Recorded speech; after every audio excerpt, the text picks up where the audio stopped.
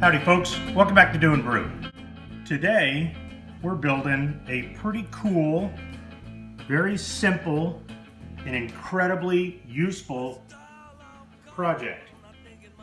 It's a simple triangle, but the triangle intended initially to hold just books as a bookmarker has proven to us to be very helpful in the kitchen for holding the iPad, or maybe on the kitchen table for somebody watching a movie. A great little project, easy to do. But before we get started, let me give you a quick demo. It makes a great place to safely store your glasses, whether in the kitchen, living room, bedroom, what have you, and a place to put your favorite book without damaging the pages or the spine of the book. So the inspiration for this project actually comes from my daughter, who built our first and only book triangle for Carrie for Mother's Day a couple years ago. And she intended it to be just for books. But soon we realized that Big Dill would use it to hold up the iPad when he was watching a movie at the table or even on the arm of the couch. And then we realized that, hey, it's really handy to have in the kitchen when you're following a cooking video or just simply reading a recipe. Now, when it comes to measuring, it really doesn't get any easier than this. You choose the overall measurement for your book triangle, whether you want to make it big or small. Just pick a measurement and go with it. As far as the cuts are concerned, they're relatively simple too. You're going to want to cut a 30-degree miter cut on both ends of your piece of wood. So what you're going to do is you're going to adjust your saw to 30 degrees, bring it down, make that first 30-degree cut, and then flip your wood over, move it down to your stop, and then make another 30-degree cut. And then it's just a simple process of gluing and nailing your triangle together and then choosing whatever finish you want to go with. And then you too will have your own book triangle that's great for taking care of your favorite book at your bedside table, or really anywhere in the house for that matter, and for propping up your tablet for watching your favorite YouTube channel. So let's head outside to the Doing Brew workshop and knock this project out. So to keep the measuring to a minimum, I set up a quick stop block with my quick release clamp, and then move the miter saw over to 30 degrees. The video shows me falling into the stop at 31.6, but I moved it back to 30 degrees. And now I'll make the first cut.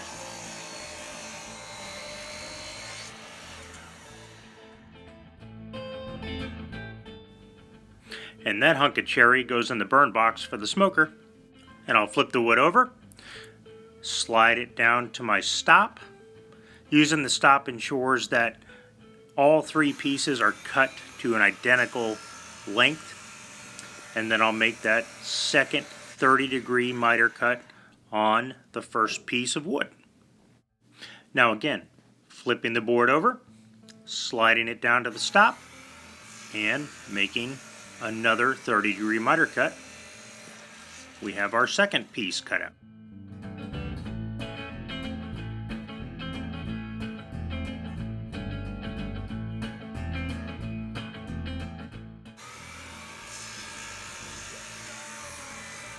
And we'll follow the exact same process and complete the cut on our third and final piece.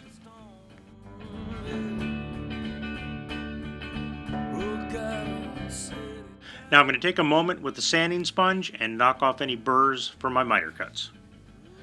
Next up, after a quick dry fit, we'll apply some glue and begin nailing our triangle together.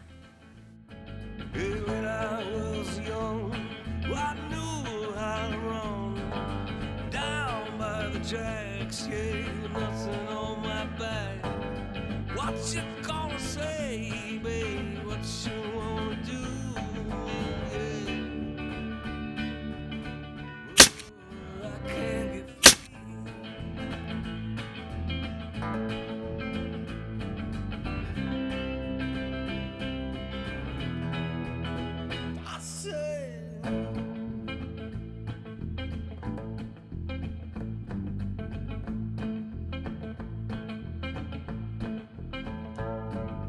counting down the days, and I hope I have some left.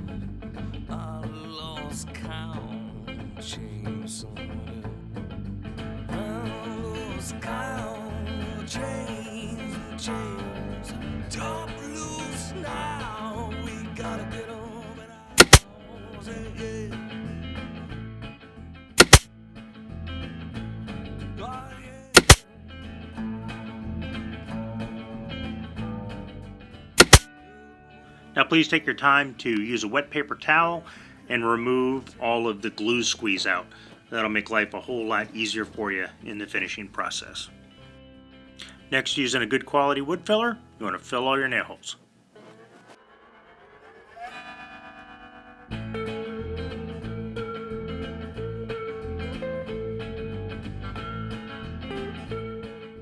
And the last step is to give your piece a good final sanding before moving to the finishing process.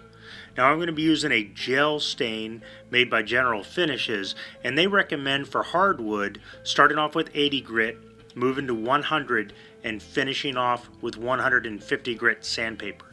You don't want to polish the surface too much before you apply your stain.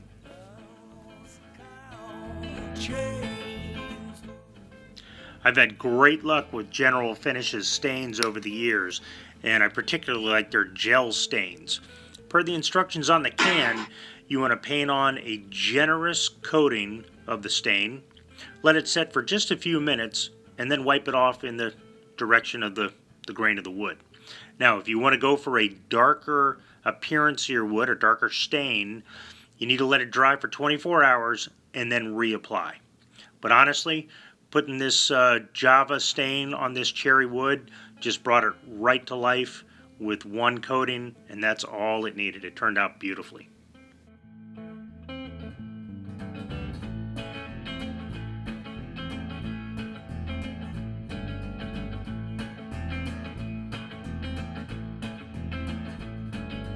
Let's dial out gone. I think it might be time to go. West side of our home, and we're shot down like a stone.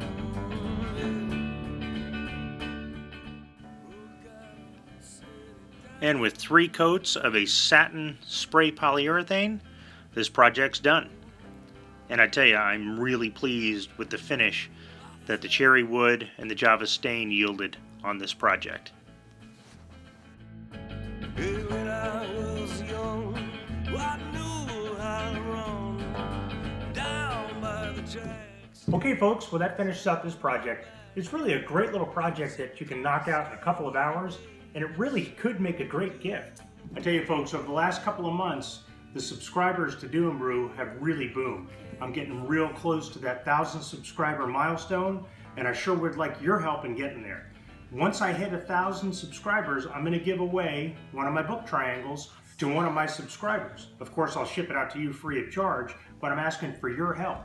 If you have some friends that are interested in DIY channels or woodworking channels, please tell them about Do and Brew and see if they want to subscribe. If you'd like to purchase one of these from me, check out my Etsy shop. I'll leave the website in the description. If you have any questions about this project, or really any project that you have going on at the house, leave a question in the comments or send me an email at doandbrew@gmail.com. I'm happy to get back to you. Hey, best of luck on your next project, folks. We'll see you next time here on Do and Brew. Take care.